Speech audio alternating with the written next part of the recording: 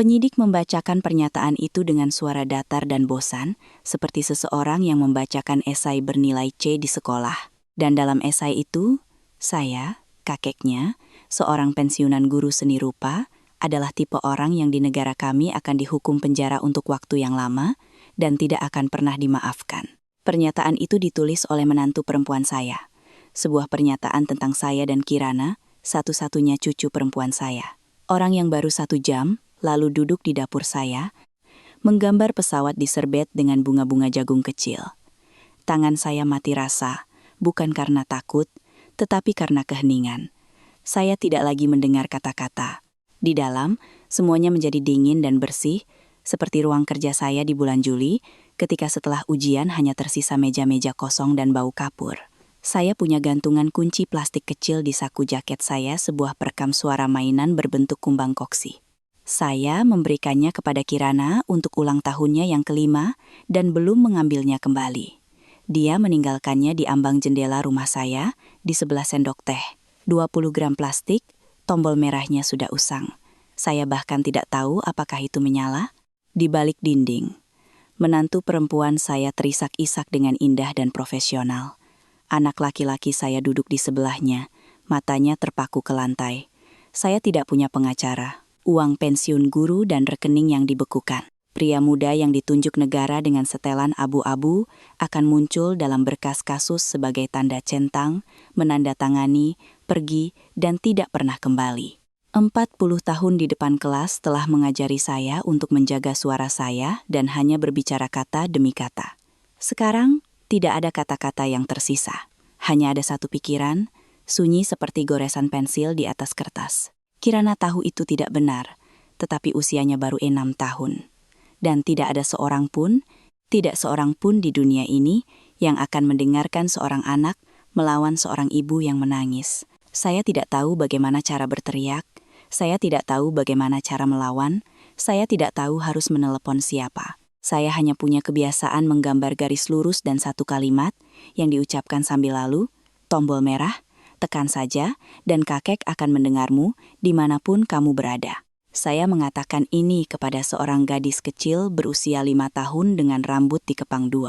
Saat itu saya yakin akan mendengarnya. Teman-teman, jika Anda pernah difitnah oleh orang-orang yang Anda cintai separuh hidup Anda, sukai halaman Pramono, dan beritahu saya di kolom komentar apakah Anda akan lebih mempercayai seorang anak atau sistem yang memiliki stempel. Saya membaca setiap pesan, dan semuanya dimulai dengan makan siang hari Minggu. Rencana yang kemudian saya pikirkan saat duduk di mobil polisi seharusnya dibatalkan. Seharusnya saya bilang saya tidak sehat, gula darah saya rendah, oven saya rusak, atau semacamnya. Tapi seperti biasa, saya bangun pagi di hari Minggu, memasak opor ayam yang sudah disiapkan sejak malam, mengelap debu di ambang jendela, dan menggelar taplak meja bersih dengan motif bunga-bunga kecil di atas meja. Istri saya membeli rumah ini sekitar 15 tahun yang lalu. Dan taplak meja itu masih berbau samar musim panas saat saya masih bekerja di sekolah. Kirana adalah yang pertama datang, selalu begitu. Orang tuanya butuh waktu lama untuk bersiap-siap, tetapi anak itu datang lebih dulu dengan cepat karena rumah kakeknya berbau kue-kue dan buku-buku tua, dan karena kakeknya mengizinkannya menggambar dengan pensil langsung diserbet. Saat itu usianya hampir 6 tahun, tetapi dia sudah tahu ujung pensil mana yang harus digunakan, bagaimana cara memegang penggaris, dan mengapa pesawat tidak jatuh. Saya telah menjelaskannya kepadanya musim panas itu di rumah peristirahatan kami, sementara ibunya berbaring di kursi pantai sambil menggulir ponselnya. "Kek," katanya sambil melepas sandalnya. Kakek menggambar lebih cepat daripada ibu. Saya tersenyum. Dulu saya hampir tidak berbicara. Saya hanya mengucapkan kata-kata satu persatu, seperti murid yang membaca buku ujian. Jadi, saya hanya memberinya pensil, mendudukkannya di bangku dekat jendela, dan meletakkan selembar kertas kosong di depannya. Hari ini kita akan menggambar bagaimana ia masuk ke putaran kedua. Dan mengapa putaran kedua? Karena tidak semua orang berhasil pada percobaan pertama. Dia mengangguk dengan serius, seperti orang dewasa, dan membungkuk di atas kertas. Dan kemudian, tepat pada saat itu, pintu di lorong terbanting, dan saya mendengar menantu perempuan saya berteriak dengan suara keras, hangat, dengan nada lembut yang akrab yang selalu membuat saya merinding. "Pak, kami sudah sampai. Kami sangat merindukan Bapak." Riana sangat cantik. Tidak ada yang bisa menyangkalnya. Tinggi, dengan leher jenjang, dan rambut yang dia tahu cara menatanya agar terlihat seperti baru keluar dari salon, bahkan jika dia baru saja turun dari angkot. Dia masuk ke dapur lebih dulu, memeluk saya, menempelkan pipinya yang dingin ke bahu saya, lalu melepaskannya, menatap saya dengan tatapan penuh kasih, dan mengatakan bahwa saya telah kehilangan berat badan. Saya tidak kehilangan berat badan. Saya memiliki berat badan yang sama selama 5 tahun, seperti timbangan di rumah sakit tua. Tapi Riana selalu memulai dengan kekhawatiran. Dan kekhawatiran itu muncul di atas meja bahkan sebelum piring-piring disajikan. Di belakangnya ada Banyu, putra saya, anak laki-laki yang saya ajari cara memegang pensil, lalu setir, dan baru kemudian berbicara. Dia mencium pelipis saya, menggumamkan sesuatu tentang kemacetan, duduk di meja, dan langsung menunduk menatap ponselnya. Saya perhatikan dia tidak menatap mata saya, bukan untuk pertama kalinya. Dalam beberapa bulan terakhir, dia semakin sering membuang muka ke dinding, ke taplak meja, ke tangannya sendiri. Saya menganggapnya sebagai kelelahan. Dia sering bepergian untuk urusan bisnis, bekerja di beberapa perusahaan logistik yang direkomendasikan Riana melalui temannya. Makan siangnya sama seperti setiap makan siang hari Minggu selama beberapa tahun terakhir. Kirana makan soto dan berbicara tentang taman. Riana berkata dia punya proyek baru dan akhirnya akan mulai belajar bahasa Inggris. Banyu mengangguk dengan serius. Saya menuangkan lebih banyak air, menyajikan, dan memotong roti. Itulah yang dilakukan istri saya. Dan ketika saya sendirian, saya hanya meniru gerakannya seperti seseorang meniru cara berjalannya. Dan kemudian, di tengah-tengah makan malam, Riana tiba-tiba meletakkan sendoknya. Dengan hati-hati menyeka bibirnya dengan serbet bukan yang sedang digambar. Kirana, tetapi yang lain dan berkata, sambil menatap melewati bahu saya keluar jendela, "Pak, saya sudah berpikir, mungkin sudah waktunya kita bicara tentang rumah ini." Dapur tiba-tiba menjadi sangat sunyi. Hanya kulkas tua yang saya beli saat masih menikah yang berderak pelan. Kirana berhenti menggambar dan mendongak. Banyu berhenti mengunyah. Saya meletakkan pisau. "Rumah mana, Riana?" "Ya, yang ini. Dan rumahmu?" "Rumah kita bersama." "Apa maksudmu? Kita kan satu keluarga." Saya hanya berpikir untuk menghindari masalah di kemudian hari. Mungkin lebih masuk akal untuk langsung mengalihkannya ke Banyu, atau ke Banyu dan saya, atau mungkin diurus surat-suratnya dengan cara yang cerdas. Bapak tahu, saya mengerti situasinya. Dengan begitu, Kirana tidak perlu bolak-balik ke pengadilan nanti. Saya menatap Kirana. Kirana menatap saya, lalu ibunya, lalu kembali ke saya. Dan saya melihat dengan jelas bahwa dia mengerti, mungkin tidak kata demi kata, tetapi nadanya jelas. Anak-anak selalu mengerti segalanya, terutama melalui nada suara. "Ini rumah untuk Kirana," kata saya pelan. "Untuk Kirana, ketika dia besar nanti." "Saya sudah lama memutuskan itu. Kamu tahu itu." Riana tersenyum. Itu adalah senyum yang indah dan panjang yang membuat dada saya terasa dingin sejenak. Bukan karena dia tersenyum, tetapi karena saya menyadari dia tidak kesal, dia mengharapkan jawaban itu, dan dia mencatat jawaban itu di suatu tempat di benaknya, seperti celah kosong di buku catatannya. "Baiklah, Pak," katanya dengan lembut. "Kalau tidak hari ini, ya sudah. Saya tidak memaksa." Banyu diam. Banyu selalu diam dalam situasi seperti itu. Istrinya yang berbicara untuknya. Saat itu saya pikir tidak ada yang salah dengan itu. Keluarga seperti itu, putra saya juga begitu. Tapi apa yang terjadi selanjutnya saat makan malam itu, saya masih belum lupa. Kirana turun dari bangkunya, menghampiri saya, naik ke pangkuan saya, dan menyandarkan kepalanya di tulang selangkah saya. Dia selalu melakukan itu setiap kali merasa tidak nyaman. Lalu, dengan sangat pelan sehingga ibunya tidak bisa mendengar, dia berbisik, "Kek, bolehkah aku menginap di rumah kakek malam ini?" Saya tidak sempat menjawab. Riana, tanpa menoleh, dari seberang meja, dari seberang piring soto dan roti, berkata dengan suara datar, hampir ceria, "Kirana, malam ini kamu di rumah saja. Kakek lelah. Kakek perlu istirahat." Kirana meringis. Saya merasakannya melalui kemeja saya, seperti burung kecil yang mengepalkan tangannya. Dan untuk pertama kalinya sepanjang hari Minggu itu, sepanjang tahun-tahun hidupnya, dalam semua perjalanan makan kenyang kami, saya pikir ada sesuatu yang salah. Bukan dengan Kirana, tetapi dengan kami, dengan meja ini, dengan dapur ini. Saya mengantar mereka dengan diam di lorong. Riana memeluk saya untuk berpamitan, mencium telinga saya, dan berbisik, "Pikirkanlah, Pak." Lalu dia pergi lebih dulu. Banyu tinggal sejenak, mengikat tali sepatunya lebih lama dari biasanya, dan saya melihat jari kelingking di tangan kirinya bergetar. Jari itu selalu bergetar setiap kali Banyu menyembunyikan sesuatu. Sejak kecil, sejak nilai jelek di kelas 3, sejak pecahan kaca di vas kristal. Saya membuka mulut untuk bertanya, apakah semuanya baik-baik saja?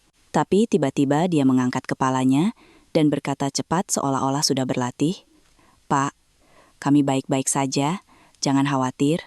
Terima kasih untuk makan siangnya." Lalu dia pergi. Kirana berbalik di pintu, melambaikan tangan kecilnya ke arah saya, dan diam-diam mengatakan sesuatu yang langsung saya mengerti. "Nanti aku telepon lagi." Saya menutup pintu, berdiri di lorong, mendengarkan keheningan yang menyelimuti. Dan kemudian, ketika sudah di dapur, saya melihat mata merah kecil di ambang jendela di sebelah kertas, tempat pesawat yang belum selesai masih ada. Itu perekam suara gantungan kuncinya. Saya memberikannya setahun yang lalu pada ulang tahunnya yang ke-5. Itu adalah kumbang koksi plastik seukuran kepalan tangan anak kecil. Di dalamnya ada chip Cina yang murah. Itu merekam selama tombol ditekan. Hanya ada 2 tombol. 1 tombol merah untuk merekam dan memutar ulang, dan 1 tombol hitam untuk berhenti. Kemudian, pada hari ulang tahun itu, saya berjongkok di depannya, meletakkan gantungan kunci di telapak tangannya, dan berkata, "Hei, lihat ini, tombol merah. Tekan saja, dan kakek akan mendengarmu, dimanapun kamu berada." Dia tertawa dan menekannya, merekam 5 detik tawanya. Kemudian, dia menekannya lagi, dan tawanya sendiri keluar dari kumbang koksi itu, pendek, seperti suara dari kaleng timah. Kirana duduk di lantai dengan gembira dan berkata, "Kek, dia berbicara melalui aku." Saya mengingat kalimat itu seumur hidup. Kemudian, saya tidak bisa tidak berpikir, andai saja aku memberinya boneka. Kirana memasukkan perekam suara ke dalam sakunya dan berlari mengejar ibunya ke pintu dengan ekspresi bangga, seolah-olah saya telah memberinya kunci seluruh dunia. Saya hanya sempat berteriak kepadanya, "Jangan menekan tombol sembarangan, baterainya akan habis." Dia mengangguk dari lorong tanpa menoleh. Saya pergi mencuci piring, berpikir bahwa sekarang dia sudah memasukkan tangannya ke saku saya untuk berjaga-jaga. Saya tidak menyangka tombol merah itu masih berfungsi. Selama minggu pertama setelah makan siang itu, semuanya berjalan seperti biasa. Saya hampir pergi ke 3 les. 2 siswa kelas 10 dan seorang wanita dewasa yang tiba-tiba memutuskan untuk mendaftar di sekolah bangunan melalui korespondensi. Di malam hari, saya memasak nasi, menonton berita tanpa suara, membolak-balik album lama gambar murid-murid saya, dan keesokan paginya, menyeduh teh di cangkir yang telah saya gunakan selama 30 tahun. Keheningan di apartemen itu akrab, tampak tenang, hampir lembut. Dan kemudian hal-hal kecil terjadi. Ada 3, dan masing-masing secara terpisah tidak berarti apa-apa. Hal kecil pertama adalah panggilan telepon. Saya menelepon Kirana untuk mengucapkan selamat malam. Kami telah menyepakati ini ketika istri saya masih hidup, dan tradisi ini tetap ada setelah dia meninggal. Biasanya, Kirana atau Banyu yang akan mengangkat telepon. Malam itu, Riana yang mengangkat. Suaranya sopan, tetapi tampak datar, seolah-olah semua kerutan telah dihaluskan. "Kirana sudah tidur. Bapak terlalu pagi bangunnya. Besok Bapak masih harus ke taman kanak-kanak. Dan bagaimanapun, kami memutuskan sudah waktunya dia tidur jam 9. Tolong jangan ganggu dia." Dia memanggil saya Bapak, dan cara memanggil Bapak itu tidak sesuai. Riana selalu memanggil saya Bapak dengan nada hangat, agar semua orang di sekitarnya bisa mendengar. Dan sekarang, suara ayahnya terdengar seperti nomor antrian. Hal kecil kedua adalah dari seorang tetangga. Saya turun untuk membeli roti dan bertemu Ibu Ida di lantai 2 di pintu masuk. Dia selalu tahu semua orang dan segalanya. Ibu Ida menghentikan saya di dekat kotak surat dan merendahkan suaranya. "Pak Pramono, ada apa dengan anak-anak Bapak?" Suatu hari, saya melihat seorang pria dengan mobil hitam datang menemui Riana 2 kali dalam seminggu. Banyu tidak di rumah. Dia sedang dinas kan, dan orang ini duduk di sana setidaknya selama 3 jam.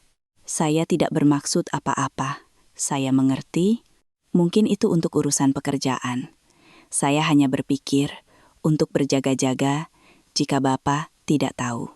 Saya mengucapkan terima kasih sekilas, lalu pergi ke toko roti. Dalam perjalanan, saya berpikir seorang pengacara sedang bekerja. Riana punya banyak teman sekelas lama yang menjadi pengacara. Dia sendiri pernah belajar hukum tetapi tidak lulus. Tidak ada yang aneh.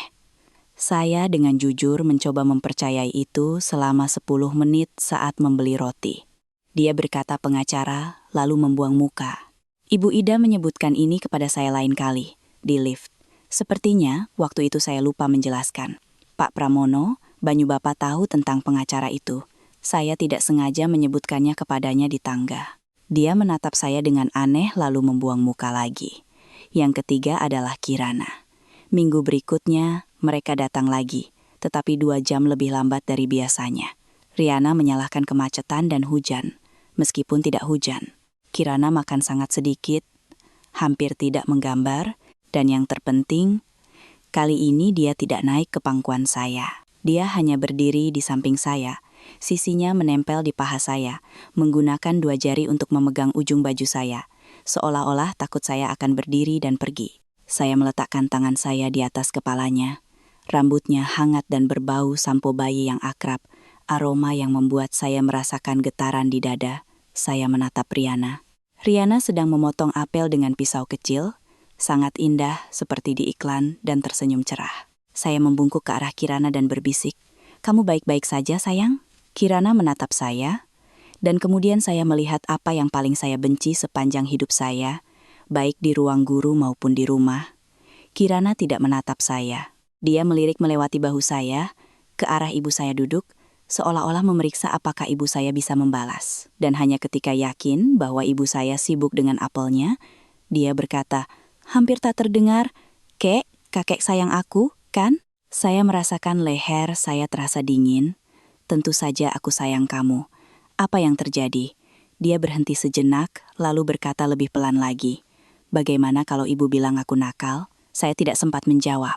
Riana mengangkat kepalanya dari apelnya dan bertanya dengan riang, seolah-olah tidak terjadi apa-apa. "Kirana, kamu bisik-bisik apa sama kakek? Sebuah konspirasi, ya?" Kirana segera melepaskan baju saya, melangkah ke samping, dan menjawab dengan cepat, seperti sudah dihafal. "Kami sedang membicarakan pesawat." Dan pada saat itu, saya menyadari sesuatu yang sederhana, sesuatu yang membuat saya tidak hanya merasa dingin, tetapi juga kosong, seperti ruang tamu yang kosong di bulan Juli. Cucu perempuan saya takut pada ibunya. Bukan ketakutan sesaat, bukan pula ketakutan anak-anak akan kegelapan, melainkan ketakutan yang terus-menerus dan mendalam yang biasanya dimiliki orang dewasa ketika mereka mengerti bahwa ada sesuatu yang dituntut dari mereka, dan akan ada konsekuensinya. Setelah mereka pergi, saya membersihkan meja, mencuci piring, mengelap taplak meja dengan bunga ketumbar kecil, lalu duduk di bangku dekat jendela. Gambarnya masih ada di taplak meja. Sebuah pesawat yang miring dengan jendela bundar dan tanda tangan Kirana untuk kakeknya. Saya dengan hati-hati melipat kertas itu menjadi 4 dan memasukkannya ke dalam saku dalam jaket abu-abu saya yang tergantung di lorong. Selembar kertas persegi kecil. Itulah semua yang tersisa dari hari Minggu itu. Saya duduk lama dan menatap keluar jendela, ke halaman dalam, di mana jendela-jendela kuning pertama sudah menyala. Saya memikirkan cucu perempuan saya, yang meringkuk di dekat saya, berbisik tentang pesawat dengan kehati-hatian orang dewasa. Saya telah memikirkannya, tetapi tidak dapat memahami dengan tepat apa dalam kehati-hatian itu yang membuat saya merasa begitu terluka. Minggu berikutnya tidak terjadi. Pada hari Rabu, Banyu menelepon. Suaranya seperti suara seorang remaja yang akan menghadapi ujian, terlalu datar, terlalu siap. Saya langsung tahu dia tidak mengucapkan kata-katanya sendiri. "Pak, dengar, kami sudah memikirkan tentang rumah itu." Mungkin Bapak bisa mengalihkannya kepada kami? Tidak sekarang, tidak sepenuhnya. Hanya Bapak tahu, agar semua orang tenang. Siapa semua orang? Banyu. Dia ragu-ragu. Saya mendengar seseorang batuk. Batuk pendek feminin di ujung sana. Riana berdiri di dekatnya. Ya, untuk kami, Riana, saya, dan Kirana dalam jangka panjang. Kirana dalam jangka panjang, sesuai wasiat saya. Sudah tertulis. Saya menyimpan surat-surat notaris di laci paling atas. Pak, jangan menolak. Ini hanya formalitas. Tidak perlu resmi, kata saya. Saya berbicara dengan lembut seperti biasa. Ini rumah ibumu, dan Kirana akan menjadi miliknya ketika dia besar nanti. Bapak tidak akan mengalihkannya kepadamu atau istrimu. Kita sudah membicarakan ini. Ujung telepon diam, lalu Riana berkata dengan keras, cukup keras untuk saya dengar dari balik bahu putranya. Di sisi lain, Banyu, sudah kubilang, dia tidak akan menyerah begitu saja. Dan putra saya menutup telepon. Saya masih duduk di sana dengan gagang telepon di tangan. Dengan cara yang baik. Kata-kata itu menempel pada sesuatu di dalam diri saya dan tergantung di sana seperti paku yang akan dipukul ke bingkai foto. Jika ada cara yang baik, maka dia juga punya cara yang buruk. Saya, seorang guru seni rupa tua yang tidak bisa bersuara keras, untuk pertama kalinya dalam hidup saya mencoba membayangkannya dengan cara yang buruk tetapi tidak bisa. Imajinasi saya sudah habis, saat itu saya tidak tahu apa yang mampu dia lakukan. 2 hari kemudian, bel pintu berbunyi. Seorang polisi muda yang berpakaian rapi berdiri di sana, memegang sebuah map. Dia memberi salam, memperkenalkan diri, bertanya apakah saya Pramono. Dan setelah menerima jawaban saya, dia menatap lurus ke mata saya, dengan ekspresi agak menyesal.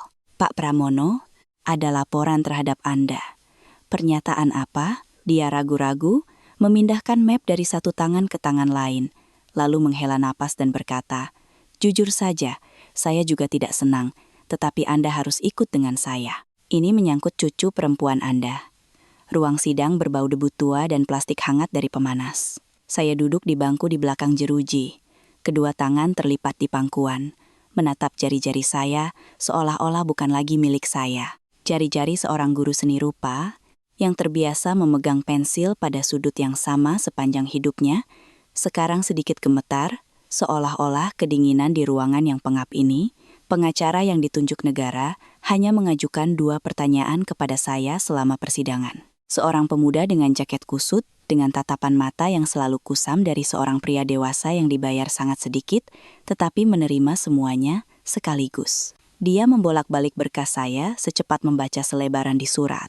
Suatu saat, saya melihatnya menutupi mulutnya dengan tangan, mencoba menahan teriakan. Riana duduk di seberang saya di belakang pagar untuk korban, mengenakan gaun abu-abu dan syal tipis. Dia menangis diam-diam, bukan isak tangis, tetapi tangisan tertahan, menekan serbet kusut ke hidungnya, dan setiap 1,5 menit, dia melirik hakim ketua, memeriksa apakah dia melihat penderitaannya. Saya melihat. Ketua, seorang wanita berusia sekitar 50 tahun dengan mata lelah, menatap Riana dengan belas kasihan khusus yang hanya dimiliki oleh orang-orang yang sudah lama tidak percaya bahwa dunia ini bisa adil. Banyu duduk di belakang Riana di bangku penonton, mengenakan jaket yang saya ingat dari pernikahannya dan dasi yang saya pilihkan untuknya pada tahun baru yang lalu. Hanya sekali selama persidangan, mata kami bertemu. Saya menunggu sesuatu, kerutan dahi, anggukan, pertanyaan di matanya. Dia menundukkan kepalanya dan mulai memeriksa tali sepatunya. Saya menyadari bahwa pemeriksaan ini membuat sesuatu di dalam diri saya hancur. Diam-diam, seperti dahan kering di bawah salju. Jaksa penuntut berbicara panjang lebar dan datar. Dia mengucapkan kata-kata cucu perempuan di bawah umur, pelanggaran kepercayaan, dan sinisme aneh dengan ketenangan yang sama seperti kasir yang mengumumkan harga. Setiap kata itu menempel pada saya seperti label di jaket orang lain di lemari pakaian. Saya mendengarkan dan berkata pada diri sendiri bahwa saya sedang mencoba mengingat di mana saya berada dalam pidato ini. Diri saya yang sebenarnya, yang mengajarinya cara memegang pensil dengan benar. Saya tidak ada di sana. Itu adalah Pramono yang lain, yang menakutkan, yang tidak pernah ingin saya naiki bus bersamanya. Ketika pernyataan terakhir dibacakan, Saya berdiri. Keheningan khas pengadilan menyelimuti ruang sidang, jenis keheningan di mana Anda bisa mendengar kursi berderit di luar di koridor. Saya menatap hakim, menatap Riana, dan dia menundukkan matanya. Saya menatap Banyu, dia sedang menatap lantai. Saya tidak melakukan apa yang dituduhkan kepada saya, kata saya pelan. Hanya itu yang bisa saya katakan. Saya tidak punya apa-apa untuk membela diri. Yang saya miliki hanyalah kata-kata saya dan cucu perempuan saya, yang tahu kebenarannya. Saya duduk. Tampaknya untuk pertama kalinya dalam seluruh persidangan, pengacara menatap saya dengan heran, seolah-olah saya adalah orang yang masih belum mengerti hal sederhana. Tidak ada seorang pun di sini yang membutuhkan kata-kata orang lain. Ini membutuhkan dokumen. Mereka punya banyak dokumen. Kesaksian, transkrip interogasi anak, laporan psikolog, transkrip konfrontasi, kesaksian tetangga di lantai atas, yang sejujurnya, saya bahkan tidak ingat wajahnya. Semua diatur dengan rapi dalam satu kolom, seperti angka-angka di papan skor lama saya. Dan kolom kertas ini terus menimpa saya dengan langkah yang mantap, seperti tentara. Butuh waktu lama bagi saya untuk membaca putusan. Saya mendengarkan melalui lapisan kapas. 12 tahun penjara di Lembaga Pemasyarakatan Keamanan Maksimum. Riana, di balik penghalang, menangis terseduh-seduh. Kali ini, tangisannya tampak tulus, bukan karena kesedihan, tetapi karena kelegaan. Saya melihat kelegaan ini sejelas Anda melihat titik ekstra pada bidang datar. Kebiasaan seorang juru gambar teknis. 12 tahun. Ketat, saya benar-benar mulai tertawa. Saya hampir tertawa terbahak-bahak dan langsung takut dengan tawa itu. Saya akan tertawa, dan itu akan menjadi akhir. Bagian terakhir dari diri saya akan mengikutinya. Seorang petugas menyentuh siku saya. Saya berdiri. Di saku jaket tua saya ada gambar anak-anak, dilipat 4, pesawat miring dengan jendela bundar, ditandatangani dengan tulisan tangan Kirana yang cakar ayam. Tidak ada yang menggeledah saku saya di sini di aula. Dan secari kertas kecil itu pulang bersama saya, ringan seperti kancing. Mobil tahanan itu gelap, sempit dan berbau solar serta ketakutan seseorang. Di sebelah saya duduk seorang pria bertato penuh hingga ke leher, menggigit bibirnya. Di seberang saya ada seorang pria kurus dengan celana olahraga, dia langsung menutup matanya dan pura-pura tidur. Saya melihat melalui celah sempit berjeruji, di mana terlihat sepetak langit musim semi yang kelabu, dan tiba-tiba memikirkan sesuatu yang aneh. Saya berpikir tentang bagaimana Banyu menyembunyikan tatapannya selama konfrontasi, tentang bagaimana sudut bibirnya berkedut sesaat sebelum mengucapkan satu-satunya kalimatnya. Dan kemudian tiba-tiba saya sadar, terlambat, seperti yang sering terjadi dalam hal-hal seperti itu, dia tidak terkejut. Tidak satu kata pun, tidak satu angka pun, tidak satu nama pun, tidak satu tuduhan pun, dia masuk ke dalam interogasi dengan sikap, sudah tahu apa yang akan dikatakan. Saya ingat wajahnya saat itu. Wajah seseorang yang tidak menerima informasi, tetapi hanya mencocokkannya dengan rencana yang sudah ada. Dia tahu bahkan sebelum saya tahu. Dia tahu ketika saya mengundangnya makan malam hari Minggu, ketika saya meletakkan sepiring soto di hadapannya, ketika saya memberinya kunci garasi agar dia bisa memarkir mobilnya, dia telah membawa kertas itu di dalam hatinya sejak saat itu, seperti kawat berduri yang tersembunyi di dadanya. Dan dia tetap diam, bukan karena takut, tetapi karena kemudahan yang sederhana, dapat dimengerti, dan sepenuhnya manusiawi. Jika ayahnya masuk penjara, rumah itu akan tetap menjadi milik putra dan menantunya. Diam-diam, tanpa keributan. Istrinya berjanji bahwa semuanya akan sama seperti orang lain. Mobil tahanan itu berguncang saat melewati lubang. Seorang tetangga di dekatnya menggumamkan sesuatu tentang pengemudi dan tangannya yang keras. Saya tidak menjawab. Saya duduk dan membuat sketsa diagram di kepala saya, serapi gambar teknis. Permohonan itu tidak disiapkan dalam seminggu, tetapi telah diinkubasi selama berbulan-bulan, dan putra saya menatap lurus ke mata saya di meja kerja, membawa diagram itu di sakunya. Saya menekan telapak tangan saya ke paha, di mana kertas hangat itu, dilipat rapi, pesawatnya, berada di dalam kain. Kertas itu menghangatkan saya melalui jahitan saku saya, seperti tangan kecil menghangatkan tangan Anda dalam cuaca dingin. Dan untuk pertama kalinya pada hari yang panjang, berdebu, dan melelahkan itu, saya merasakan sesuatu di dalam diri saya selain keheningan, sesuatu yang kecil, halus, marah, bukan kemarahan, bukan keputusasaan, seperti garis pensil yang digambar pada penggaris di bawah tekanan. Tipis, tetapi lurus, tanpa henti. Masuk ke penjara dimulai dengan halaman beton dan lampu di atas gerbang besi.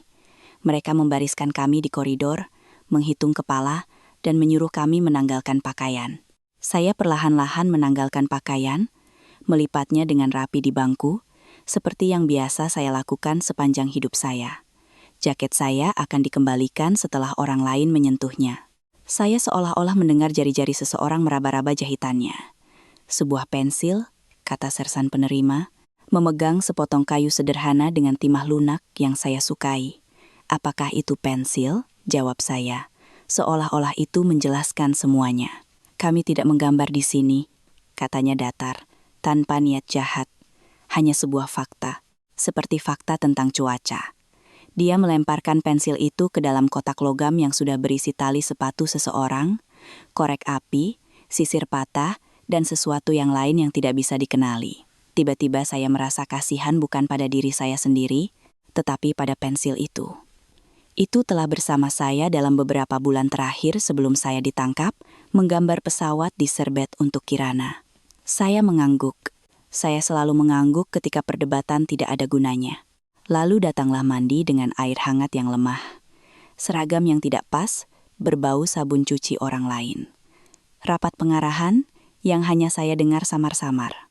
Nomor unit, nomor barak, nama ditanda pengenal dada. Pramono, Pramono, Pramono, seolah-olah mereka sedang memeriksa apakah saya sudah lupa nama saya. Hal terakhir yang saya miliki adalah secari kertas persegi yang dilipat dengan gambar pesawat mainan anak-anak yang entah bagaimana lolos dari tangan saya saat pemeriksaan bagasi.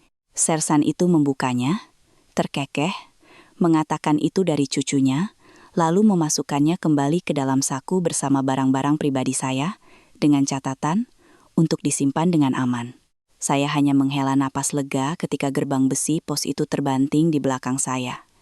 Saya menulis surat pertama untuk Kirana pada hari keempat. Bukan dengan pensil, tetapi dengan bolpoin murah yang isinya melompat-lompat. Saya menulis singkat, tanpa detail yang tidak perlu. Sayangku, kakek baik-baik saja. Aku di sini untuk sementara. Banyaklah menggambar, tunggulah aku. Aku sangat mencintaimu. Di bawahnya, saya menggambar, dengan sekuat tenaga, sebuah pesawat kecil dengan jendela bundar. Pesawat itu menjadi miring.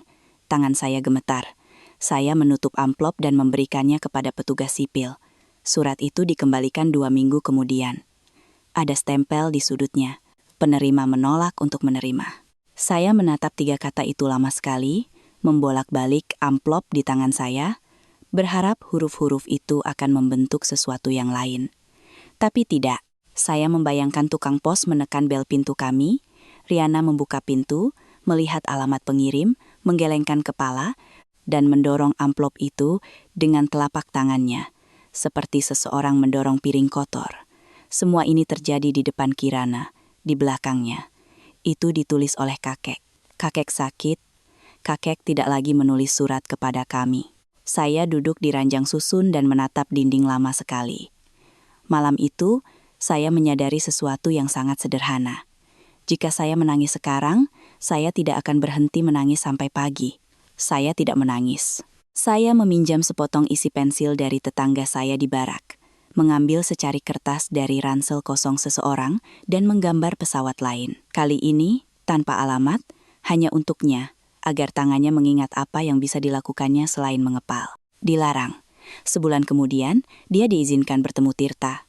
Dia masuk ke ruang kunjungan bukan sebagai teman lama, tetapi sebagai seseorang yang telah menghabiskan seluruh hidupnya memasuki ruangan seperti itu dari sisi lain, sisi penyidik. Jelas dari cara berjalannya, dia tidak terbiasa menjadi tamu di sini, bukan tuan rumah. Dia duduk di seberang saya di meja sempit, menelungkupkan kedua tangannya di depannya.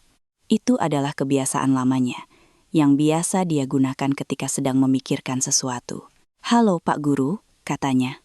"Halo Tirta." Kami diam sejenak, dia menatap wajah saya dengan saksama, Seperti cara dia melihat gambar teknis, memeriksa sumbu utama. Saya tahu dia sedang mencari apakah ada yang cacat pada saya. Saya yakin dia tidak menemukan apapun untuk dikritik. Saya sudah membaca berkas Anda, katanya pelan, dari awal sampai akhir, 2 kali. Saya mengangguk. Saya sudah mengenal Anda selama 40 tahun, Pramono. Saya tahu cara Anda memegang sendok, cara Anda melihat seorang anak, cara Anda diam saat kesakitan. Saya bisa memberitahu Anda satu hal. Saya tidak percaya ini. Tidak satu baris pun. Sesuatu di bawah dada saya bergerak sedikit ke arah kehangatan. Saya tidak menangis. Saya diam-diam menatap matanya dan sedikit menundukkan kepala. Dia mengerti. Tapi keyakinan bukanlah bukti, lanjutnya pelan. Keyakinan tidak melekat pada kasus. Saya butuh bantuan Anda, apa saja. Hal sekecil apapun, detail apapun yang tidak mereka ajarkan kepada saya. Pikirkanlah, Pramono. Sekarang Anda punya banyak waktu. Dia merogoh saku dalamnya dan mengeluarkan buku tulis sekolah biasa, biru, tipis, dengan pola kotak-kotak dan tabel perkalian di sampul belakang, lalu meletakkannya di depan saya. Saya sudah mendapatkannya, katanya. Mereka akan menyelundupkannya masuk, menggambarnya kembali seperti sebelumnya. Semua yang Anda ingat, semua yang muncul di kepala Anda, tanggal semua orang, siapa yang mengunjungi siapa yang mengatakan apa, bahkan hal-hal kecil, saya akan membacanya kembali nanti seperti diagram.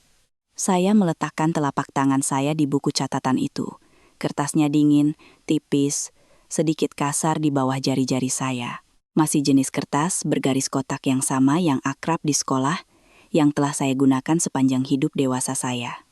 Baunya seperti kertas toilet dan debu pensil, seolah-olah baru saja dikeluarkan dari kotak. Saya pikir untuk pertama kalinya dalam semua minggu ini, saya memegang sesuatu milik saya. Tirta, kata saya, tanyakan pada Kirana. Dia sedikit mengerutkan kening. Tentang apa? Saya menggelengkan kepala. Tidak sekarang, tidak di sini. Penjaga berdiri di belakangnya, menatap langit-langit. Tapi saya tahu telinganya mendengar lebih baik daripada matanya. Tanyakan pada Kirana, ulang saya, tentang tombol merah. Lalu suatu hari, jangan terburu-buru, dia akan mengingatnya. Tirta menatap saya dengan tatapan termenung seseorang yang baru saja diberi cetak biru yang belum selesai. Tapi dia adalah seorang penyidik. Dia tahu cara menunggu. Dia mengangguk singkat dan meletakkan tangannya di bawah meja. Baiklah, katanya, tanya pelan-pelan. Pertemuan berakhir lebih cepat dari yang saya harapkan. Saya membawa buku catatan itu, memeluknya erat-erat di dada saya. Malam itu, ketika seluruh barak tertidur, saya duduk di samping lemari samping tempat tidur, membuka halaman pertama, dan dengan sepotong pensil menggambar garis lurus panjang dari atas ke bawah, sumbu. Saya selalu memulai setiap gambar dengannya. Tanpa sumbu, semua detail melayang. Barak tidur dengan tidur yang pincang dan serak. Di suatu tempat di sudut, seseorang menggumamkan nama seorang wanita dalam tidurnya. Sebuah gambar suci yang pudar tergantung di ranjang susun di sebelah. Saya duduk di sana, menatap halaman kertas kotak-kotak kosong di depan saya, dan menyadari bahwa saya baru saja menggambar baris pertama dari kehidupan baru. Jalan itu belum mengarah kemana-mana, tetapi lurus. Dan bagi seorang pria yang hampir kehilangan segalanya, jalan lurus seperti itu sudah sangat banyak. Keesokan paginya, mereka membawa saya untuk berkumpul dengan seluruh unit. Di barak, mereka sudah tahu pasal apa yang saya jalani. Di tempat-tempat seperti ini, berita menyebar lebih cepat daripada penjaga di lantai, dalam bisikan, dalam tatapan tetangga yang pada pagi pertama bahkan tidak melihat Anda. Saya merasakan tatapan itu menatap saya, seperti merasakan angin di belakang leher saya. Belum ada yang menyentuh saya, tetapi semua orang tahu bahwa mereka harus berurusan dengan saya. Siang hari, seorang pria pendek dan kurus dengan mata yang cepat mendekati saya dan berkata, tanpa salam, malam ini setelah makan malam, Anda akan dipanggil ke lorong tengah. Dia tidak menyebutkan nama, juga tidak menjelaskan kemana, atau mengapa dia harus pergi. Saya mengangguk diam-diam, seperti saya mengangguk kepada sersan dengan pensil saya, dan kembali ke tempat tidur. Dengan buku catatan saya, dengan catatan langsung pertama saya. Masih ada sekitar 5 jam lagi sampai malam. 5 jam, di mana saya harus memutuskan ingin menjadi orang seperti apa ketika saya melangkah ke lorong itu. Saya sudah tahu ingin menjadi orang seperti apa. Saya sudah mengetahuinya sejak saya merasakan secarik kertas persegi yang hangat dengan gambar pesawatnya di saku saya di mobil tahanan. Saya ingin muncul sebagai seorang kakek. Hanya seorang kakek, tanpa kesan defensif, tanpa senyum sinis, tanpa kebohongan, tetap kakek yang sama yang mengajari seorang gadis kecil cara memegang pensil dengan benar. 1 jam sebelum makan malam, saya membuka buku catatan dan di halaman kedua, perlahan, tanpa tergesa-gesa, menggambar sebuah pesawat dengan jendela bundar dan sayap yang rapi. Di bawahnya, saya menulis dengan tulisan tangan yang tipis. Kirana, dari kakek. Saya menulisnya sekali lalu menutup buku catatan itu. Tangan saya tidak lagi gemetar. Kirana sendiri yang kemudian menceritakan kepada saya bagaimana semuanya terjadi. Pada tahun kedua saya, ketika Kirana berusia 8 tahun, suatu malam, ibunya mengunci diri di dapur bersama pengacara itu dengan mobil hitam. Kirana mendengar suara laki-laki asing dari lorong, panik, dan masuk ke lemari di lorong. Lemari tua dengan mantel dan sepatu bot musim dingin, lemari yang biasa dia gunakan untuk bersembunyi dari badai saat kecil. Di saku mantelnya ada kumbang koksi, gantungan kunci yang sama yang diberikan kakeknya sebagai mainan dan yang telah dia bawa selama bertahun-tahun sebagai jimat. Dalam ruang sempit, pipinya menempel pada lengan mantel tua saya. Dia tanpa sengaja menekan pahanya ke sakunya. Tombol merah di bawah plastik itu tertekan ke dalam. Kirana tidak mendengar apa-apa, tetapi perekam suara itu telah merekam semuanya. Dia duduk di lemari selama percakapan sampai pintu terbanting, lalu merangkak keluar, meletakkan gantungan kunci itu kembali ke kotak boneka di bawah tempat tidur dan melupakannya selama 3 tahun. Ingatan seorang anak bisa menutupi sesuatu yang berat dengan kain lap dan meninggalkannya. Dia mengingatnya pada usia 11 tahun. Dia tidak sengaja meraih boneka tua milik tetangganya, menyentuh kumbang plastik dengan titik merah yang mengelupas. Dia memegangnya di telapak tangannya, dan perlahan, seolah-olah dilapisi film, di dalam lemari, suara asing, gesekan mantel ibunya di pipinya muncul di benaknya. Dia hanya menekan tombol. Untuk memeriksa apakah masih berfungsi, pertama ada suara gemerisik, lalu tawa seorang anak, dirinya yang berusia 5 tahun, dan suara lembut guru saya. Tekan saja, dan kakek akan mendengarmu, dimanapun kamu berada, dia tersenyum. Dan kemudian rekaman itu terus bergulir ke tempat baterai pernah habis, dan sebelumnya telah merekam sekali lagi, dan senyum itu memudar. Dia mendengar suara ibunya, mabuk, malas, dengan nada aneh yang tidak bisa salah dikenali oleh seorang anak, dan suara pria di sebelahnya tenang, jelas, seperti seseorang yang menghitung uang kembalian di toko. Kirana tidak mengenalnya, tetapi nama Yaroslav muncul di benaknya beberapa detik kemudian. Itu adalah nama yang pernah disebut ibunya untuk seorang pengacara yang datang dengan mobil hitam. Orang tua ini tidak akan menyerah begitu saja, kata ibunya dalam hati, sedalam kumbang koksi kecil. Pasal, satu-satunya pengungkit, 12 tahun dan apartemen kami melalui perwalian. Suara laki-laki terkekeh, terdengar dentingan. Gelas itu pecah. Ibunya tertawa terbahak-bahak yang dibenci. Kirana lebih dari apapun di dunia. Kirana kemudian mengatakan bahwa pada saat itu, dia merasa seperti kunci yang perlahan berputar di dadanya. Dia tidak menangis, tidak berteriak. Dia duduk di lantai berdebu, tangannya mengepal sebuah kumbang koksi. Kakeknya harus dipenjara selama 5 tahun karena kejahatan yang tidak pernah dilakukannya. Dan ibunya hanyalah suara yang keluar dari mainan plastik kecil, dan dia melakukan hal-hal yang tidak bisa saya tuntut darinya saat berada di barak. Pertama adalah telepon. Dia memegang mikrofon ke perekam, merekam salinan, menamainya latihan matematika garis bawah, lalu menyembunyikannya di folder terpisah. Saya meletakkan yang asli kembali ke dalam kotak dan menyembunyikannya di bawah tempat tidur, di mana ibu saya tidak pernah melihat karena jijik. Kemudian, saya menemukan buku catatan lama saya di laci bawah meja saya yang dilemparkan ibu saya ke sana setelah persidangan bersama dengan semua barang-barang saya yang tidak perlu. Itu dimulai dengan huruf T, Tirta. Ditulis dengan tulisan tangan saya sendiri. Jika terjadi sesuatu, telepon saja tanpa ragu-ragu. Selama 2 minggu, dia selalu mengingat nomor telepon itu. seperti batu panas di bawah lidahnya. Pada hari ke-15, ibunya pergi ke rumah peristirahatan. Kirana mengunci pintu kamarnya, duduk di lantai di samping lemari samping tempat tidur, dan menekan nomor di ponsel pintar lamanya. Jarinya melayang di atas tombol panggil hijau. Cahaya kuning masuk melalui celah pintu dari lorong. Apartemen yang kosong itu terdengar seperti sekolah yang ditinggalkan saat liburan. Kirana menutup matanya dan membayangkan kakeknya duduk di suatu tempat yang jauh di ranjang besi, mengenakan seragam kerja yang terlalu besar, dengan pesawat kertasnya di sakunya, dan dia menekan tombol. Suaranya, menurut Tirta, datar seperti suara wanita dewasa. "Pak Tirta, ini cucu perempuan Pramono. Kirana, saya ingin Anda mendengar sesuatu, tetapi tidak sekarang, kapanpun Anda siap."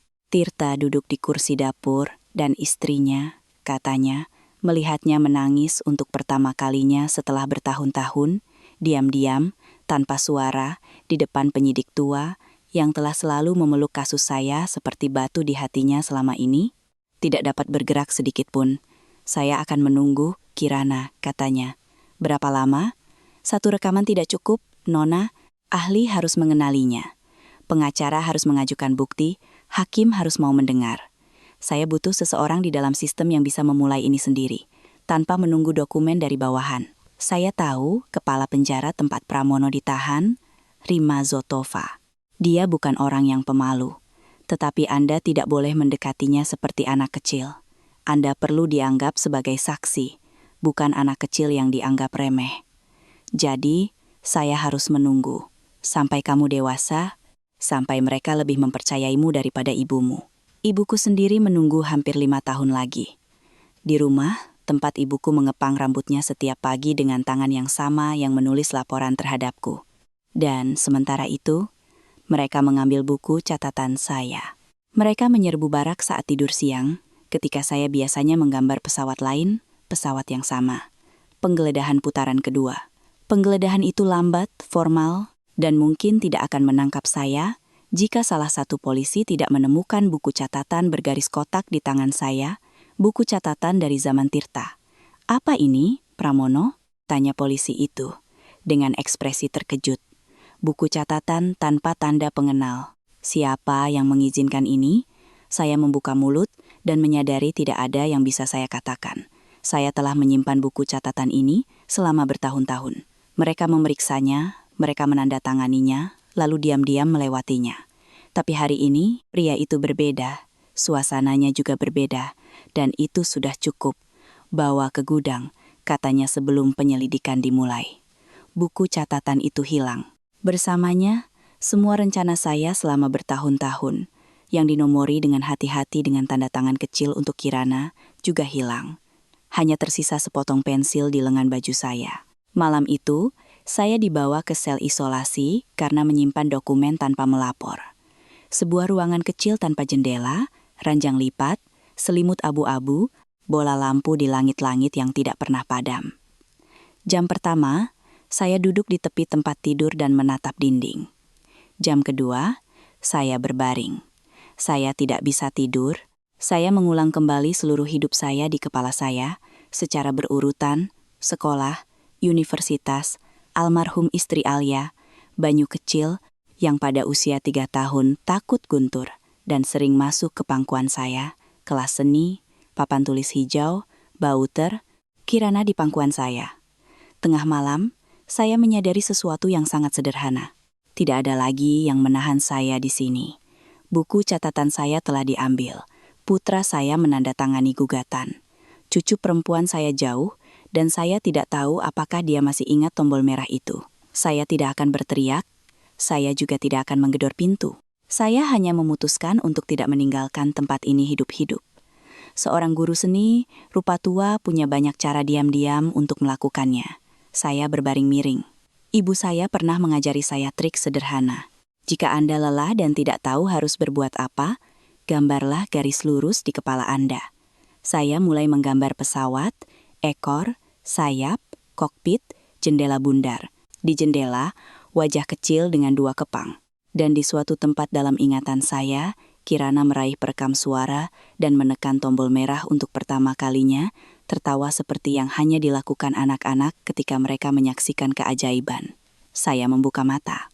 Bola lampu di langit-langit memiliki cahaya kuning redup, seperti lentera tua. Saya berdiri, berjalan ke pintu, dan mengetuknya dengan buku-buku jari saya, seolah-olah mengetuk pintu kantor direktur.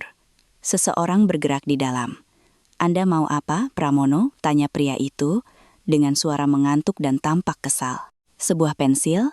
kata saya.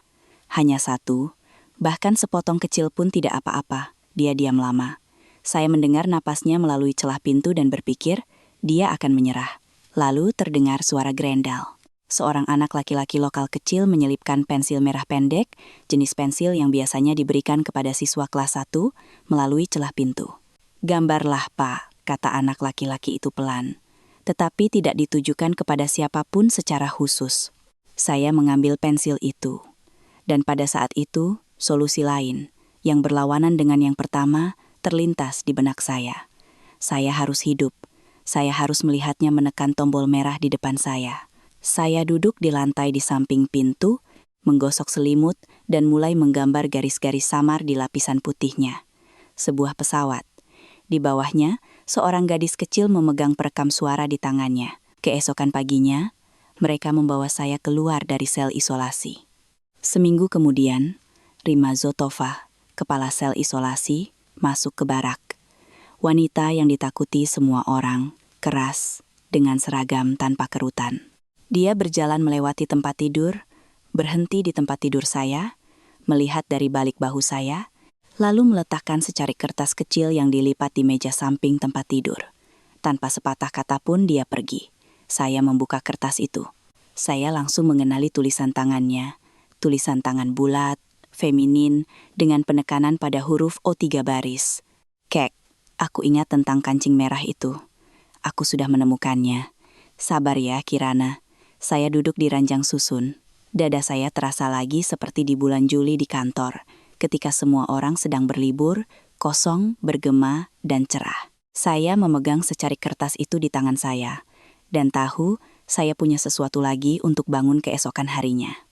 Beberapa hari kemudian, sebuah mobil yang familiar muncul di halaman di samping pos pemeriksaan abu-abu, tua, dengan kaca belakang retak. Sebuah radio diambil darinya. Saya dibawa ke ruang kunjungannya. Kaca tebal, gagang telepon tergantung di pengait, seorang penjaga berdiri di belakang saya. Banyu duduk di sisi lain, menatap sudut ruangan. Dia mengenakan jaket baru, tidak sepadan dengan gajinya. Saya terbiasa memperhatikan detail-detail kecil. Dia mengangkat telepon, saya juga mengangkat telepon saya. "Pak," katanya, suaranya masih sama seperti saat konfrontasi, asing, tertekan hingga memekakan telinga. "Saya datang ke sini karena urusan." "Saya mengerti," kata saya, dengan lembut, datar. Seperti yang biasa saya katakan, di kelas setiap kali seorang siswa memberi saya tugas menyalin. Kita perlu membuat surat kuasa untuk menjual rumah." "Pak, lembaga perwalian tidak mengizinkan kami menjualnya tanpa persetujuan Bapak." "Bapak mengerti, situasinya cukup rumit. Kirana butuh kondisi, Riana butuh uang. Kami punya masalah." Saya diam. Dia melanjutkan, "Tentang seorang notaris yang bisa datang ke sini. Itu legal, itu biasa. Tentang bagaimana separuh uangnya, tentu saja akan menjadi milik saya. Tentang pengacara. Tentang bagaimana itu akan lebih baik untuk semua orang." Saya menatapnya melalui kaca dan tidak melihat putra saya, tetapi orang asing dengan mata suram dengan jaket baru. Dia diam, menunggu jawaban saya. Saya menarik napas dan menjawab singkat, "Tidak," kata saya, "dan jangan datang lagi." "Pak, Bapak tidak mengerti." "Saya mengerti semua." Saya memotong. Untuk pertama kalinya dalam hidup saya memotong pembicaraan putra saya sendiri. "Kamu datang ke sini tahu bahwa ayah akan menandatangani? Ayah sudah memikirkannya. Ayah tua saya di barak dengan bekas luka akan setuju." "Kamu salah. Ayah butuh Kirana. Ketika dia besar nanti, punya pintu yang bisa dia buka sendiri dengan kuncinya. Kamu menjual pintu ini, jadi tidak." Dia membuka mulut, lalu menutupnya, membuang muka. Saya diam selama bertahun-tahun ini, karena berpikir putra saya harus berbicara untuk saya. Dia tidak melakukannya. Sekarang saya juga akan diam. Pergilah. Dia menutup telepon di depan saya dan pergi tanpa menoleh. Saya tidak kasihan padanya. Saya malu padanya. Rasa malu yang membara itu menyiksa seorang siswa karena gagal dalam ujian yang adil. Sementara itu, Kirana sedang bersiap-siap ke kantor Rima Zotova. Dia berusia 16 tahun. Dia tidak memberitahu Tirta bahwa dia pergi sendirian, hanya memintanya untuk tetap berhubungan. Dia memasukkan perekam suara kunci asli dan salinan data telepon ke dalam ranselnya. Dia datang ke kamp, menelepon penjaga gerbang, dan mengatakan bahwa dia punya urusan pribadi yang perlu dibicarakan dengan kepala penjara. Sekretaris Rima Zotova menatap wajahnya lalu diam-diam mengangkat telepon. Rima menjawab telepon 20 menit kemudian. Itu adalah kantor kecil, dengan jendela menghadap ke halaman dalam dan brankas besar bersandar di dinding. Dia duduk tegak di mejanya, seolah-olah ada batang logam di bawah jaketnya. Tatapan Kirana tertahan cukup lama untuk menyadari bahwa itu bukan keluhan atau permintaan untuk menyampaikan pesan. Saya mendengarkan, katanya. Kirana duduk di seberangnya, tidak menyebarkan kertas, tidak menjelaskan siapa dirinya atau dari mana asalnya, hanya mengeluarkan gantungan kunci plastik kecil dari ranselnya, meletakkannya di tepi meja antara dirinya dan wanita itu, lalu berkata pelan, "Dengarkan, ini ibu saya, ini kakek saya." Rima menatap gantungan kunci itu, lalu Kirana. Wajahnya tidak berubah, tetapi tatapannya sedikit berubah, hampir tidak terlihat, seperti getaran air di gelas di meja pengemudi. "Sudah berapa lama kamu punya ini?" tanyanya. 5 tahun, jawab Kirana. "Saya menemukannya ketika saya berusia 11 tahun. Saya tidak tahu siapa yang diizinkan menyimpannya." Rima mengulurkan tangannya. Kirana tidak langsung memberikannya. Bukan karena ragu, tetapi karena telapak tangannya sudah terbiasa dengan bentuk kumbang ini dan tidak ingin melepaskannya. Kemudian dia memberikannya.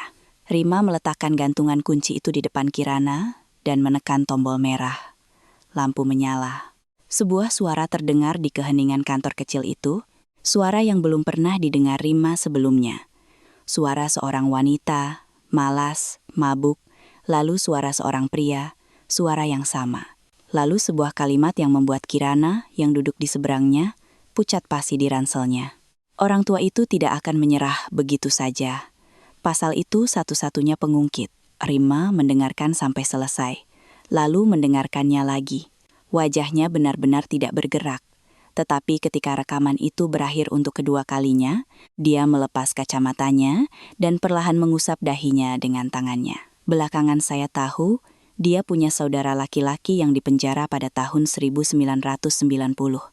Karena dituduh secara salah, dan dia berubah total setelah keluar dari penjara. Mereka tidak tahu tentang ini di penjara. "Itu nama keluarga kakek saya," katanya. "Itu bukan pertanyaan, itu sudah menjadi pekerjaan."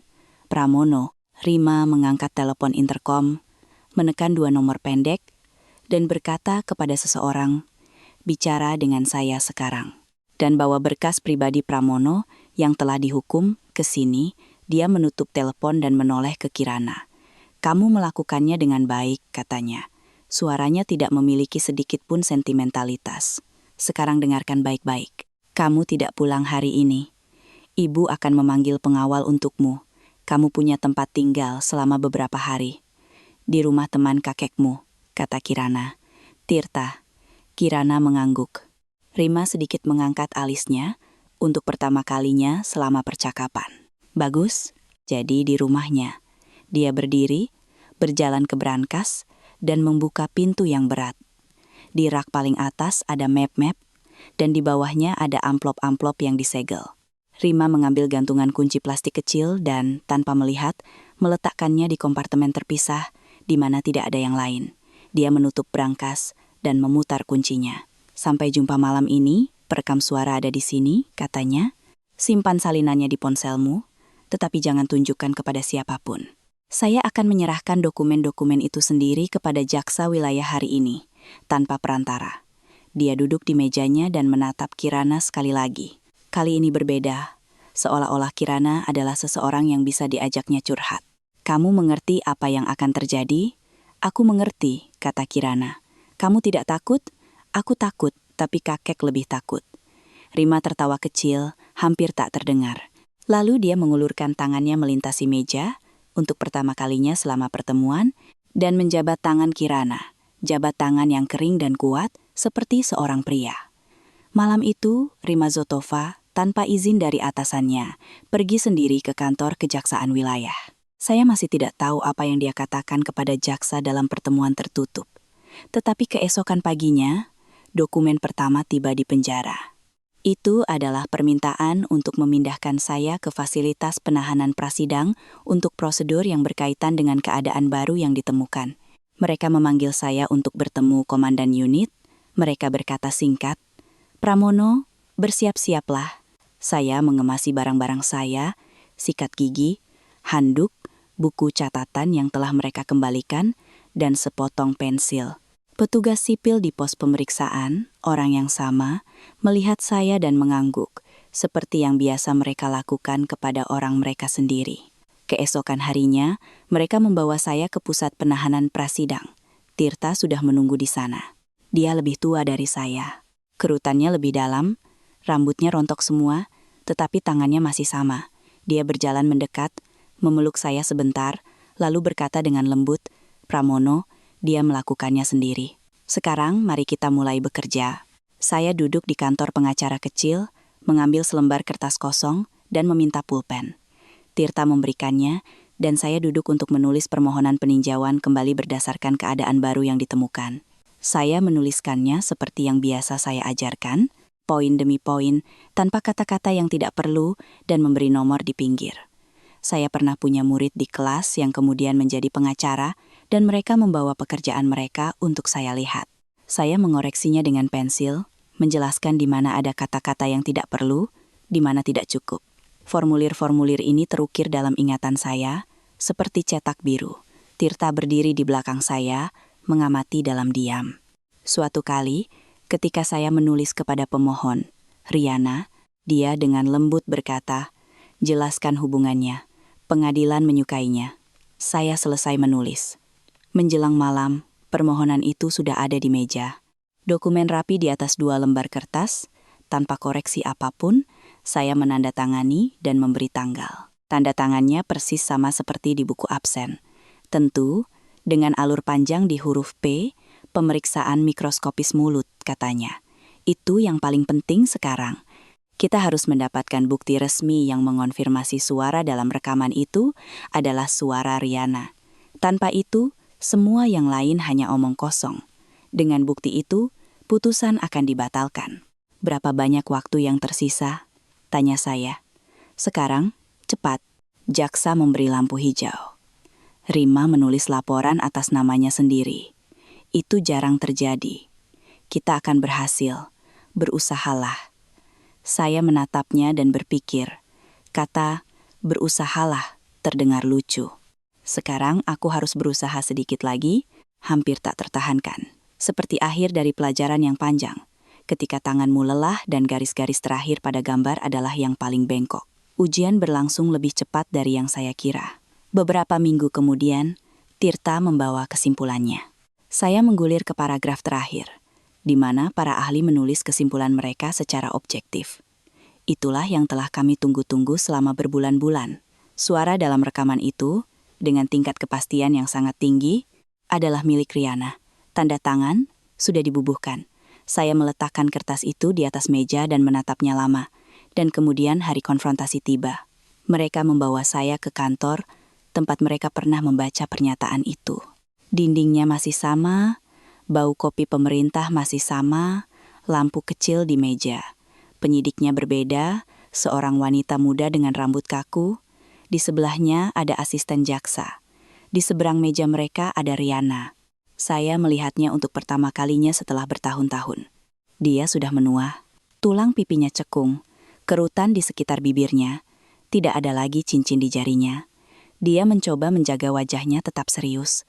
Teknik yang sama yang dia gunakan di pengadilan. Tatapan lembut, bulu mata sedikit diturunkan.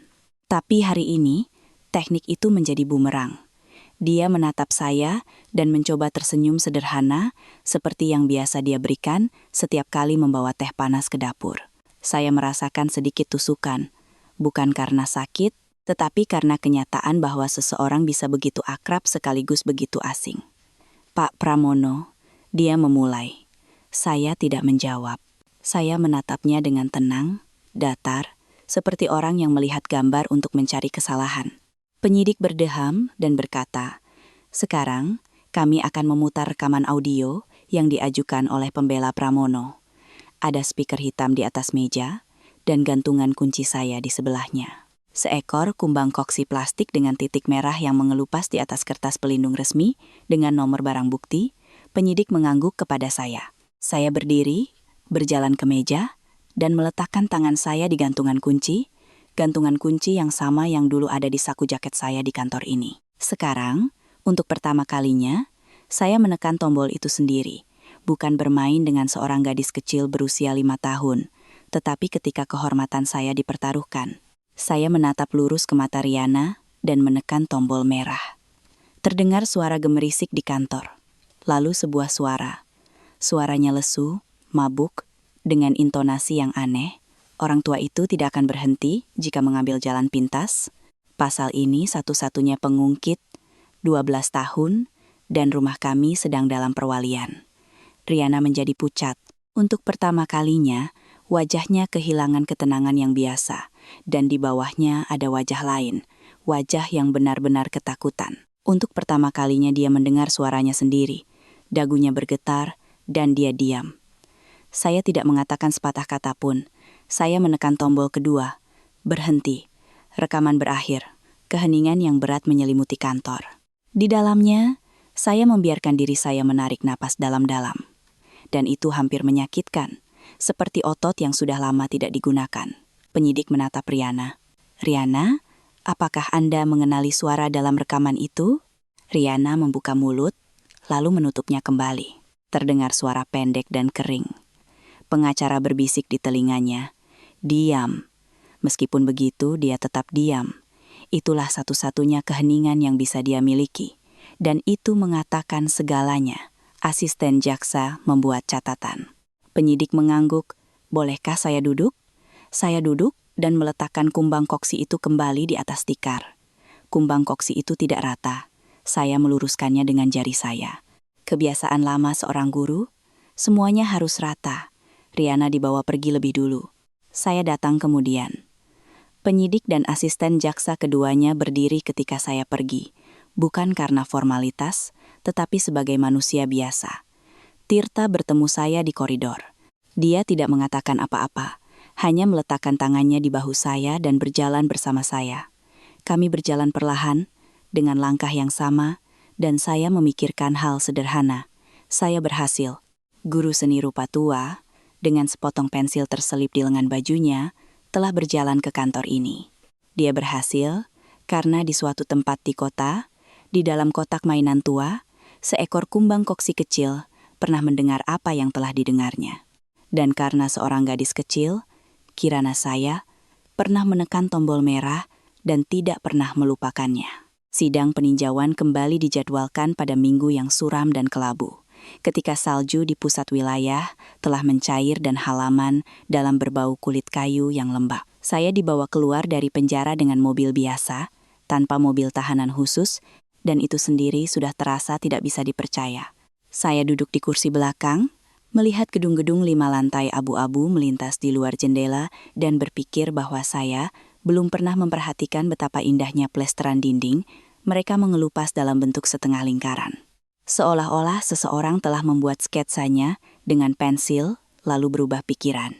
Ruang sidangnya masih sama, dinding kuning yang familiar, retakan di pintu masih sama, bau busuk yang familiar, kelembapan berdebu seperti di kantor yang membuat tangan saya langsung mati rasa. Satu-satunya perbedaan adalah sekarang Tirta duduk di sebelah saya, bukan pengacara yang ditunjuk pengadilan yang tertidur. Tirta meletakkan map tipis di depan saya, dan hanya dengan tatapan matanya, dia berkata, "Tunggu sebentar." Saya mengangguk. Hakimnya baru, seorang wanita berusia sekitar 50 tahun, dengan suara lembut dan datar, yang langsung menunjukkan bahwa tidak akan ada yang berteriak di ruangan ini.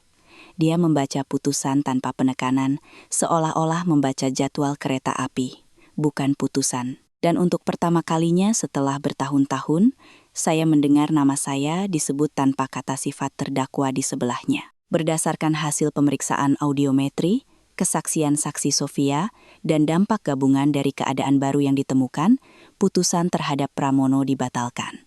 Kasus ini dibatalkan karena kurangnya bukti kejahatan, dan hak untuk pemulihan nama baik diakui. Ruang sidang sunyi. Saya mendengar dengungan lampu di suatu tempat di dekat langit-langit, dan Tirta perlahan menarik napas dalam-dalam melalui hidungnya. Tidak ada kegembiraan, tidak ada air mata, tidak ada kemenangan dalam diri saya, tidak ada apapun yang Anda lihat di film, hanya ada satu pikiran, sangat sederhana tetapi sangat berat. Saya punya hak untuk duduk di bangku yang sama dengan Kirana lagi. Semua yang lain menjadi tidak penting dibandingkan dengan itu. Ketika hakim mengumumkan istirahat, saya tidak langsung berdiri. Tirta menyentuh siku saya. Saya berdiri perlahan. Hati-hati, seolah-olah takut menumpahkan sesuatu di dalam. Ketika saya meninggalkan ruang sidang, seorang wanita muda dengan mantel mengangguk kepada saya. Hanya anggukan sederhana, jenis anggukan kepada orang asing yang Anda hormati. Saya ingat wajahnya, meskipun saya tidak pernah bertemu dengannya lagi. Dia adalah orang pertama di luar yang menatap saya dengan tatapan yang tidak pantas. Kompensasi atas penahanan saya yang tidak sah diberikan kemudian. Di atas selembar kertas kering, dicap dengan angka-angka kering yang tidak saya ingat dan tidak ingin saya ingat. Saya tidak pernah pandai mengonversi tahun menjadi uang. Tirta mencoba menjelaskan berapa jumlahnya. Jumlah yang cukup besar, Pramono. Cukup untuk pendidikan Kirana dan untuk perbaikan rumah Anda. Tapi saya hanya melambaikan tangan.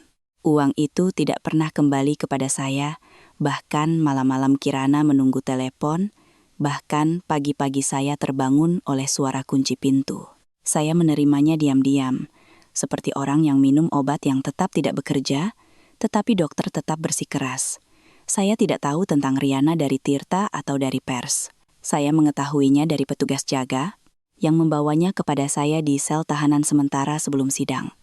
Saya masih duduk di sana sementara mereka memproses surat-surat pembebasan saya. Selembar kertas tipis yang dicap, laporan palsu yang disengaja, disertai dengan pemalsuan bukti. Hukuman yang sebenarnya, bukan hukuman percobaan, bukan janji, bukan denda, sebuah penjara. Petugas jaga menatap saya sedikit lebih lama dari yang seharusnya lalu pergi. Saya duduk di ranjang susun yang keras dan menatap kertas itu. Di dalam hati saya menunggu gerakan tertentu. Sedikit niat jahat, sedikit kelegaan, kegembiraan diam-diam yang gelap. Tidak ada apa-apa, hanya perasaan yang jelas dan kering. Seharusnya seperti ini, seperti ketika Anda menggambar garis dengan penggaris dan itu lurus. Tidak lebih, tidak kurang. Tirta kemudian menceritakan bagaimana mereka menangani kasus ini. Tanpa skandal, tanpa adegan yang berisik. Pagi itu, di apartemen tempat dia tinggal sendirian. Banyu sudah lama pindah ke apartemen sewaan. Dia membuka pintu dengan jubah mandi, secangkir kopi di tangan, dan dikatakan bahwa dia tidak mengerti siapa yang mereka bicarakan untuk waktu yang lama. Laporan apa? Kakek siapa? Saya ibu 2 anak. Tirta terkekeh di telepon saat menceritakan ini.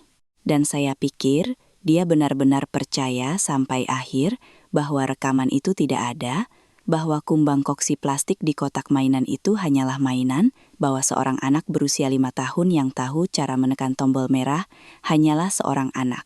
Yaroslav ditangkap dan dicopot dari jabatannya secara diam-diam. Tanpa konferensi pers yang heboh, hanya dengan satu keputusan dari komite penilaian. Dia dituduh terlibat dalam pemalsuan bukti yang bertentangan dengan etika hukum. Dia mencoba mengajukan banding, tetapi tidak berhasil. Tirta mengatakan kemudian, Yaroslav pergi ke daerah tetangga dan mengambil posisi rendahan, mungkin sebagai penasihat atau asisten. Saya mendengarkan dan menyadari saya tidak peduli di mana dia berada. Seorang pria yang menulis nasib orang lain di lututnya untuk mendapatkan uang tidak akan ada lagi dalam pikiran saya sejak namanya hilang dari berkas saya. Perceraian diselesaikan saat Riana berada di tahanan prasidang. Banyu yang mengajukan permohonan lebih dulu.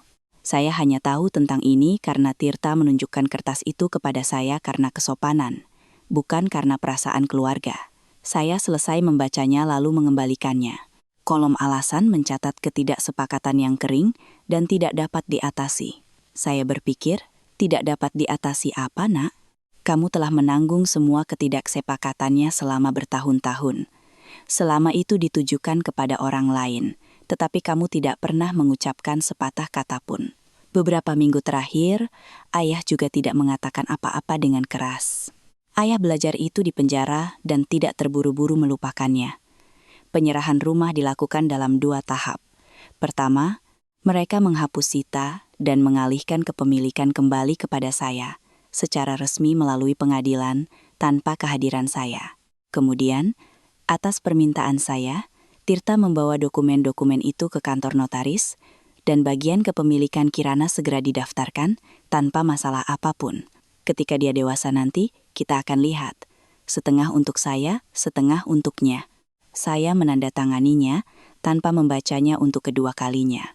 Saya tahu isinya. Saya telah memutuskan itu bertahun-tahun yang lalu. Pada hari pertama, dia menekan tombol merah dan tertawa. Apartemen 2 kamar itu menyambut saya seperti cara orang menyambut rumah yang mereka usir secara paksa. Dingin, reyot, barang-barang orang lain menumpuk di rak. Riana pernah memindahkan beberapa barangnya ke sini. Kotak-kotak buku, beberapa vas, mainan anak-anak yang Kirana sudah besar tidak lagi memainkannya. Saya tidak menyentuh apapun. Saya hanya berjalan-jalan di sekitar kamar, seperti Anda melihat apartemen seseorang sebelum membelinya. Saya berhenti di meja kerja. Penggaris lama saya ada di sana, sudutnya terkelupas dengan goresan pensil di skala milimeter. Tidak ada yang menyimpannya selama bertahun-tahun. Saya mengambilnya, dan jari-jari saya mengingatnya lebih cepat daripada ingatan. Beberapa hari kemudian, seseorang menekan bel pintu. Bel pintu tua dan berderit dengan tombol mati yang dimulai dengan huruf A. Saya mendekat, menekan tombol, dan tidak mengatakan apa-apa. Kebiasaan terbentuk di tempat di mana mengucapkan satu kata tambahan terkadang bisa sangat mahal. "Pak, suara di ujung sana terdengar. Ini aku." Saya tetap diam. Tampaknya dia salah mengira keheningan saya sebagai koneksi yang buruk. "Pak, buka pintunya. Aku hanya butuh sebentar. Aku perlu bicara dengan Bapak." Saya melihat Cat yang mengelupas di sekitar tombol bel pintu. Dulu, Kirana pernah mengoleskan tinta di sana, dan noda itu masih terlihat. Noda biru muda yang berliku-liku, seperti sayap capung. Saya melihat noda berliku-liku itu dan memikirkan pintu lain, pintu yang tidak pernah dibuka untuk saya, tentang persidangan, di mana putra saya menatap lantai. Tentang kalimat, saya tidak tahu apa-apa, tetapi saya percaya istri saya. Setelah itu dunia saya runtuh.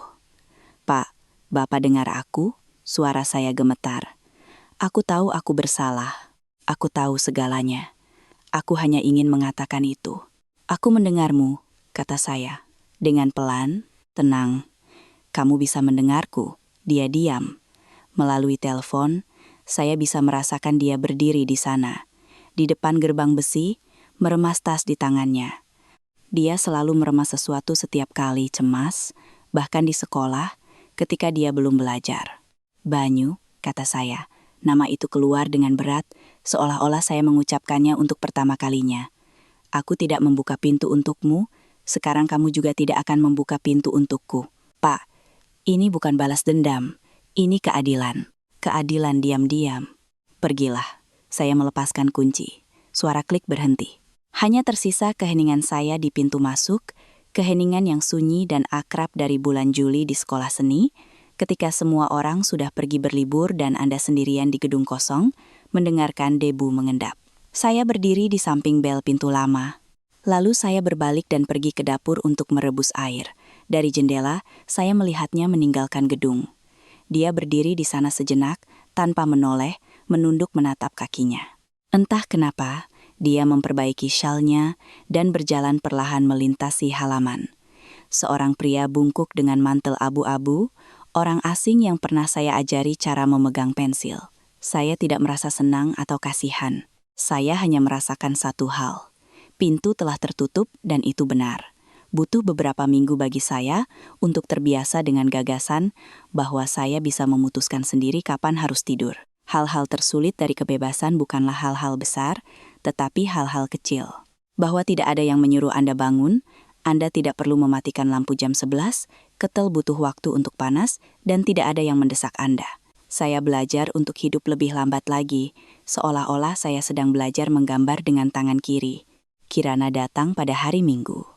Untuk pertama kalinya setelah berabad-abad, dia merasa canggung datang sendirian. Meskipun saat itu dia sudah menjadi wanita dewasa, setengah kepala lebih tinggi dari saya, dengan pergelangan tangan ramping dan tatapan serius yang langsung saya kenali. Tatapan saya sendiri hanya setengah abad lebih muda. Dia masuk ke lorong, meletakkan ranselnya, menatap saya, dan tidak mengatakan apa-apa. Saya juga tidak mengatakan apa-apa. Kami hanya berdiri saling memandang, dua orang yang dipisahkan oleh sesuatu yang begitu besar, sehingga kata-kata tidak bisa menggambarkannya selama 10 tahun. Lalu dia mendekat dan menyandarkan dahinya di bahu saya. Momen singkat, kuat, hampir marah.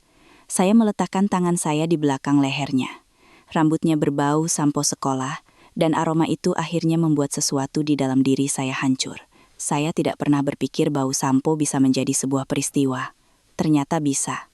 Sejak saat itu, setiap hari Minggu dimulai. Dia akan datang di pagi hari, membawa sesuatu yang konyol sekaligus tepat. Roti biji popi, sekantong apel, buku catatan bergaris kotak. Kami tidak membahas mengapa itu ada di dalam sangkar, tetapi kami berdua mengerti. Kami minum teh di dapur di bawah kap lampu tua yang saya ingat dari tahun 1980-an. Di luar, hujan ringan bulan April turun. Tetesan air hujan berdetak di ambang jendela, dan di sanalah tergeletak di sebelah sendok kecil. Sebuah perekam suara gantungan kunci. Sebuah kotak plastik kecil berbentuk kumbang koksi, berukuran 4 mil 3 cm. Beratnya kira-kira sama dengan jarum jahit kosong. Sebuah tombol merah, catnya sudah mengelupas setelah lebih dari 10 tahun, hanya menyisakan lekukan samar.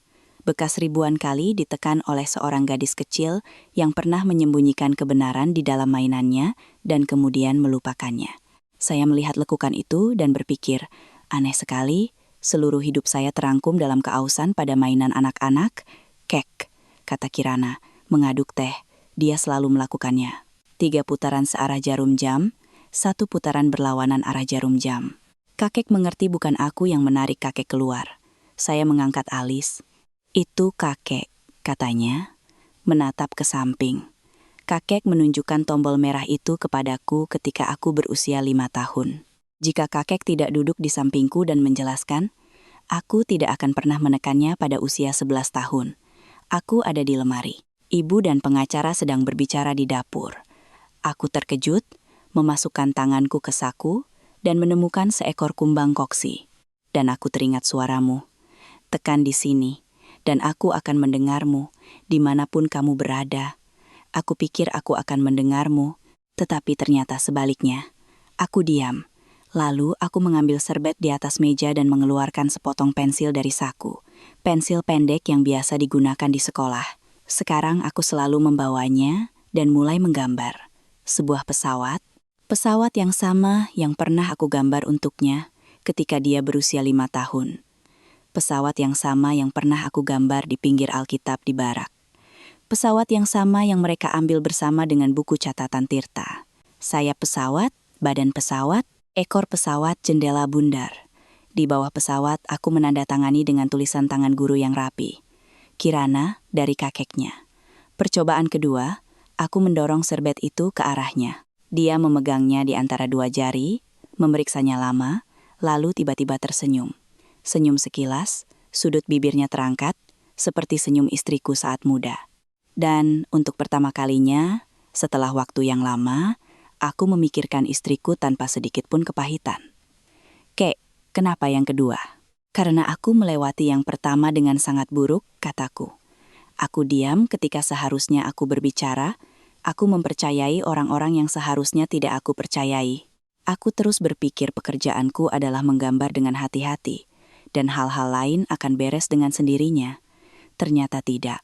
Lain kali aku akan lebih berhati-hati. Dia mengangguk dengan sangat serius. Tepat pada saat itu, teleponku bergetar, menghadap ke bawah di atas meja. Aku tidak mengangkatnya sampai aku menatap Kirana.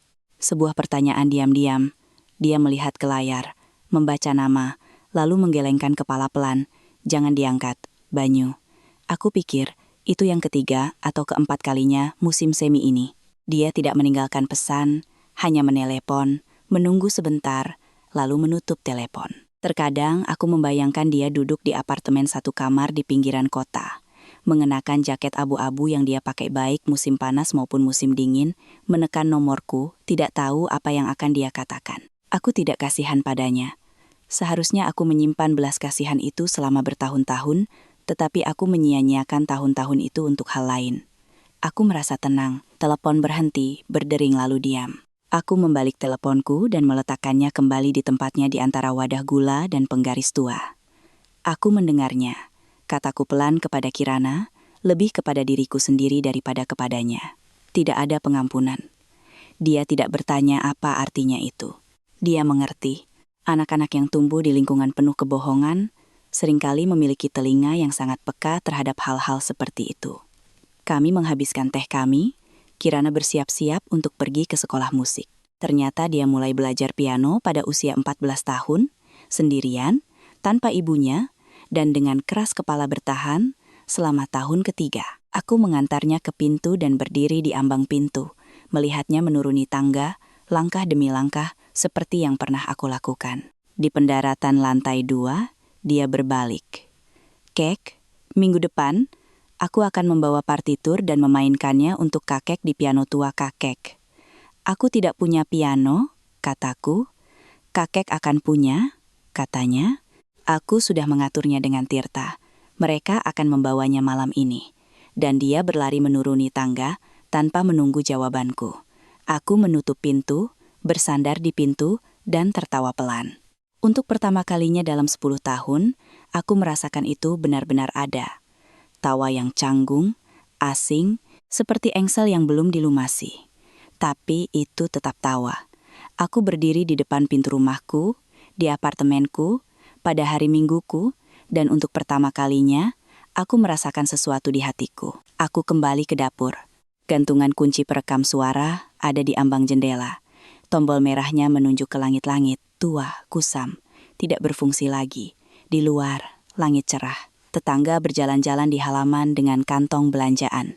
Seekor anjing menggonggong di suatu tempat di kejauhan, dan langit di atas gedung era Orde Baru berwarna biru keabu-abuan khas musim semi, warna yang hanya muncul setahun sekali ketika musim dingin akhirnya berakhir dan musim panas bahkan belum dimulai. Aku memegang kumbang koksi itu di telapak tanganku.